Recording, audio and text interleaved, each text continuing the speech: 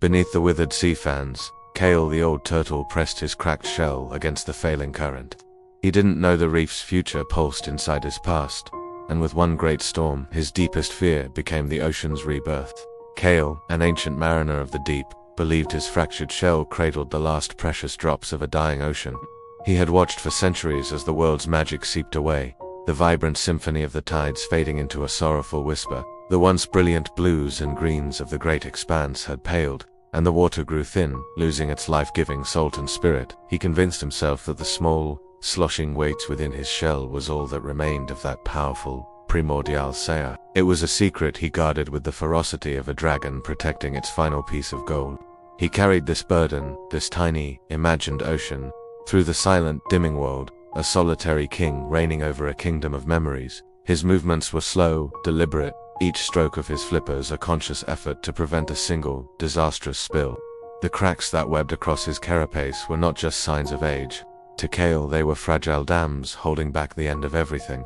This belief had become the cornerstone of his existence, a heavy, isolating truth that shaped every interaction and every thought. He was the sole guardian of a forgotten power, and the weight of that responsibility was heavier than any current he had ever faced.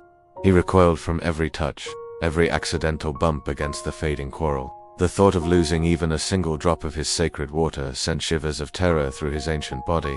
He refused to let anyone near, pushing away old friends and curious strangers with a quiet, desperate stubbornness.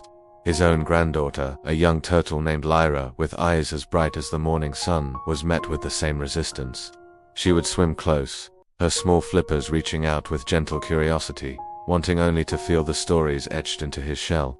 But Kael would turn away, his weary eyes clouded with a fear she could not comprehend. He would tuck his limbs in tightly, making his body a fortress, guarding the imagined treasure within. Don't, his posture would plead, a silent, heartbreaking denial of connection.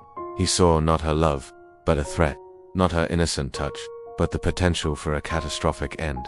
He couldn't explain the terror that gripped him, the conviction that if his shell were to be breached, the ocean's last breath would evaporate into nothingness, and all life would cease. So he remained alone, a prisoner of his own devotion, believing his isolation was the price for the world's survival. Lyra would watch from a distance, her heart aching with a confusion that mirrored the reef's own silent suffering, unable to understand why her grandfather's love felt so much like a locked door. Without the ocean's magic, the reef was slowly starving. The vibrant, sprawling forests of coral that had once pulsed with a rainbow of colors now stood like pale, skeletal remains. Their brilliant hues had leached away, leaving behind a ghostly white landscape that no longer danced with the tides. The fish, once plump and swift, grew thin and lethargic, their scales losing their iridescent shimmer. They moved through the water with a weariness that reflected the world's own exhaustion. The very tides, the rhythmic breath of the ocean, weakened and faltered. The powerful surges that once swept through the reef, bringing nutrients and life, were now just feeble ripples that barely disturbed the sand. A profound quiet settled over the once bustling ecosystem, a silence born not of peace, but of absence. The symphony of clicks, whistles, and songs had faded into a mournful hum. The world was holding its breath, waiting for a magic that Kael kept locked away. A magic he believed was too small and fragile to ever be shared.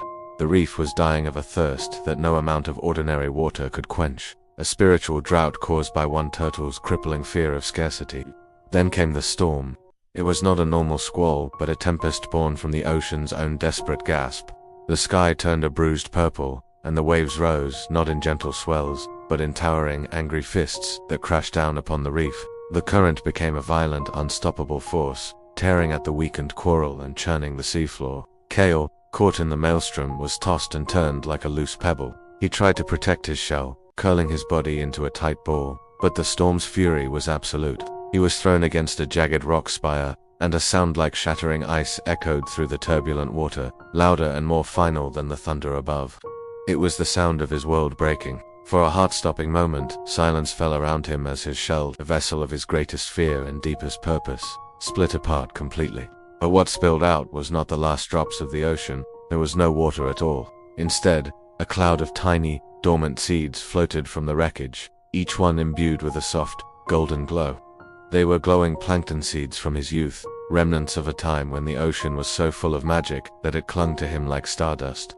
They were not a scarce remnant to be hoarded, but a dormant promise waiting to be sown. Lyra, who had watched in terror as the storm consumed her grandfather, swam to his side. She saw the broken shell and the cloud of softly glowing particles drifting in the quiet aftermath.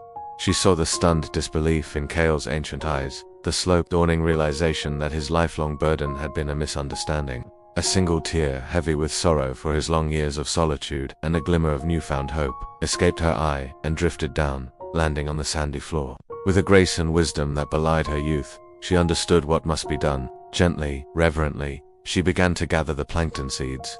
Using her small flippers, she nudged them from the water column, guiding them down into the sand. She didn't bury them deep, but planted them in the shallow furrows of the seafloor, just as her ancestors had done in a time she had only heard of in legends. Kael watched, his body still, his spirit unburdened for the first time in centuries. He saw not a granddaughter acting on instinct, but a priestess performing a sacred ritual. As she worked, a profound peace settled over him. The fear that had defined his life dissolved, replaced by a quiet, burgeoning hope. He had guarded what he thought was an ending, but she was planting a beginning. The reef held its breath, awaiting the dawn.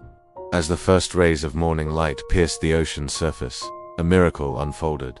Where Lyra had planted the seeds, a soft, bioluminescent glow began to pulse from the sand.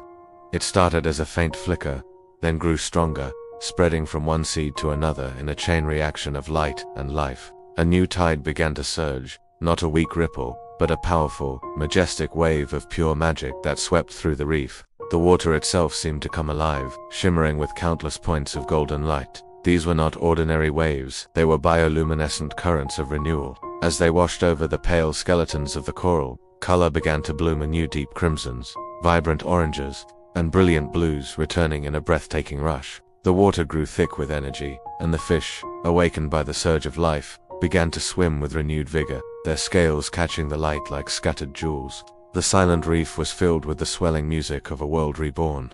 The ocean was breathing again, its lungs filled with the light that had been released from its prison of fear. What we cling to as scarcity is often a seed meant to be shared.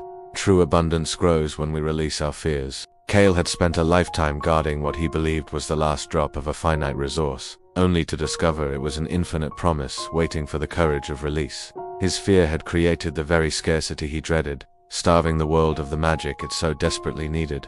It was only when his carefully constructed fortress of fear was shattered that the true nature of his treasure was revealed. It was not something to be contained, but something to be scattered. It was not a memory of what was lost, but a blueprint for what could be. The abundance was always there, dormant within him, waiting not for a guardian, but for a giver. Lyra, with her simple act of trust and hope, had shown him that the way to create more is not to hold on tighter, but to let go completely. The universe does not reward hoarding, it rewards generosity.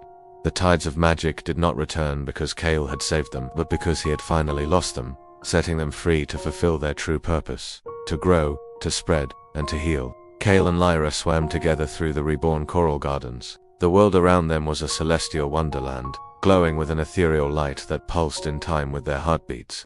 Tiny plankton, the children of the seeds he had guarded for so long, danced around them, lighting their path like a river of fallen stars. Kael no longer flinched from his granddaughter's touch. He swam beside her, their shells brushing gently, a silent communion of shared joy and understanding.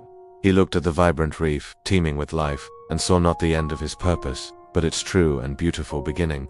His shell was broken, but his spirit was whole. He was no longer the sole carrier of the ocean, he was simply a part of its magnificent, glowing whole, one light among millions, swimming in an endless sea of abundance. The greatest treasures multiply when set free.